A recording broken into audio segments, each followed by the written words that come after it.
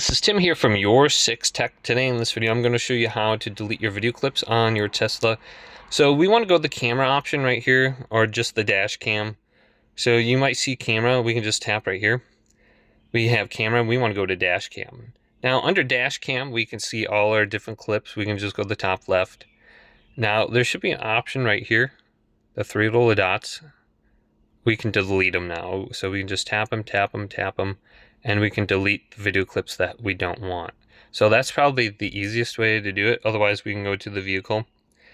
Then we can go to where it says, there should be an option for safety going down, and you can see your dash cam settings right here. And we have the option to delete dash cam clips. And we can delete all of them. So we can decide if we want to delete just a few of them with the other method, or we can delete all of them right here. So sometimes I want to keep, a few of them saved. Otherwise, we do have the option to format the USB. I don't want to press that so I don't delete everything.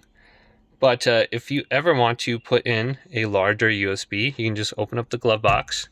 And right in the glove box, if we remove all this information, right there you can see a small USB just right there. That's where you can plug it in or remove the old one. So it's very easy to do. Hopefully this video did indeed help you out.